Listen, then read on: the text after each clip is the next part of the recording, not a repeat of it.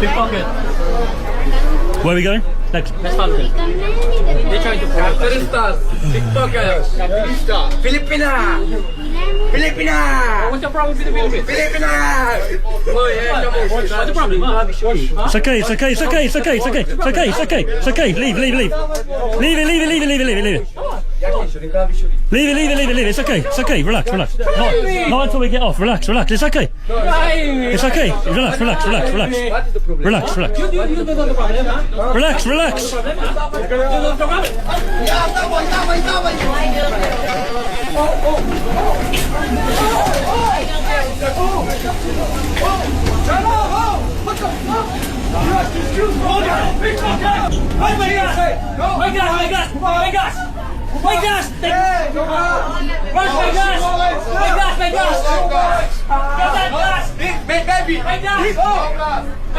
What's your wallet? I'm gonna spray you.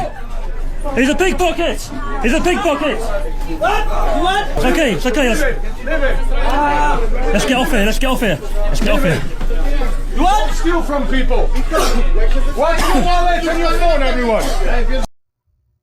Alright, mga kuya at mga ating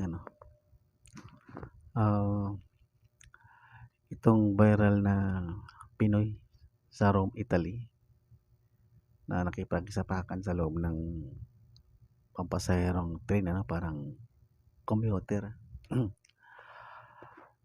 Talagang pa talaga ito, mga kuya at mga ating talagang ito ata yung grupo talaga nila, Pero bago tayo mapatuloy, mga kuya at mga ting, sa mga hindi pa nakapollow ng ating page, paki-follow po at paki-like, paki-share ng ating video.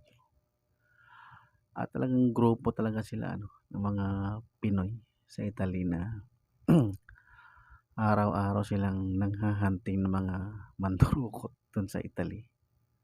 Pero wala tayong nababalitaan na kumbaga may Pinoy na kinakasuhan dahil nakapanakit ng mga mandurukot or mga tinatawag nilang pickpocketer, dahil interview nga ito sa sa mainstream media. Huwag natin banggitin yung mainstream media na yan. Talagang kumbaga bumuo sila ng grupo na Pinoy, pero talagang ang kumpirmado is 2 Pinoy lang sila, at saka may mga ibang lahi din na hindi natin alam kung nakakuha ng permanent residential doon. Kumbaga ito talaga yung nila advocacy, yung manghunting ng durokot sa loob ng train, sa mga pampublikong sakayan, talagang pag may nakikita silang kahina-hinalang pasahero is kumbaga tinututukan nila, lalong-lalo na yung mga turista na pumupunta sa Italy, sa Rome. Kumbaga nagmamanman talaga sila, kumbaga hinahunting nila yung mga ganong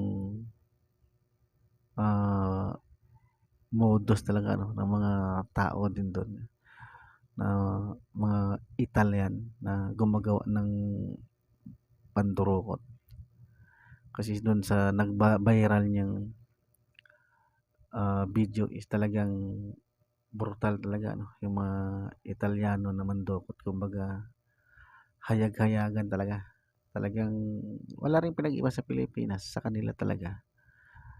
Grabe din ang mga ganitong krimen, kaya itong 2 Pilipino na ito, kasama pa yung mga ibang lahi na kagrupo nila na nanghahunting din ng mga mandurukot. Although may nakita ako na may mga mandurukot din na may mga babae, kaya parang medyo na-alarma ako doon sa babae na sinabihan niyang mandurukot. Pero kumbaga umiiwas na yung mandurukot, umiiwas sa kanila, kumbaga palipat-lipat ng pwesto sa train hanggang sa nasundan niya, at siguro parang alam ko parang nasipa niya ata yun. Kaya yun talaga pala mga kuyang at mga ate ano, ang kanilang ginagawa do'n. Nanghahanting sila ng mandurukot. Kumbaga pinapahiya din nila, binubulgar kung anong gagawin, tapos kapag pumalag nakipagbugbugan din sila. Kaya lang is lamang ho sila kasi may kasama siyang ibang lahi din na talagang magaling din mangupak. Kaya kapag inupakan talaga nila yung mandurukot is talagang iindahin, eh. Dahil itong mga mandurukot na ito sa Italy is parang mga ano, parang mga batang mga gangster, parang mga gano'n ang sistema nila ano. Kaya lang itong dalawang Pinoy na 'to is talagang matured kaya alam kung paano gumalaw. Kaya doon sa naging viral niya na video talagang wala talagang panama yung Italyano, talagang sapul, eh. Kaya dahil ano rin 'to, eh, na interview din ng mainstream media ano, talagang sinabi niya na kahit nanganganib ang buhay niya, basta makatulong lang daw siya na mapanatili yung baga yung mga mandurukot is ma-hunting nila, kumbaga ma-prevent na siguro hindi na makagawa pa, hindi na makapandukot pa.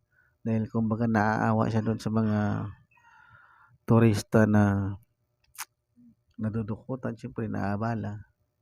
Dahil ang punta lang naman doon ng mga turista is mamasyal, pero kumbaga yung trauma na inaabot ng mga biktima ng mga mandurukot na ito, ano, kaya yun ang ginagawa nila. Hinahanap nila, nagpapanggap din silang mga pasahero, nagpapanggap din silang kunyari turista din sila. Kaya lang parang nakilala na ata sila doon sa Italy.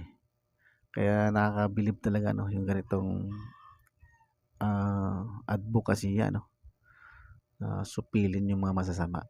Hay nako. Sana dito sa Pilipinas meron din. Kaya lang kapag mayroong ganitong grupo sa Pilipinas, mag-iingay yung human rights, eh. Ganito sa Pilipinas, eh. Kung sino yung gumagawa ng tama, kapanakit ng mandurukot or criminal, mas pinagtatanggol pa yung criminal kaysa sa gumagawa ng tama. Kaya na mga kuyang at mga ting ano, talagang nakakabilib yung ganong advocacy ng Pilipino na yun, Pinoy na yun, na hindi naalintana ang panganib ng buhay niya, makatulong lang. Alright, mga kuyang mga ating good luck at maging proud tayo sa ating kabayan na pagdating sa ibang lahi is sa bansang kung sama siya is tumutulong siya, sumugpo sa mga kasamaan. Alright?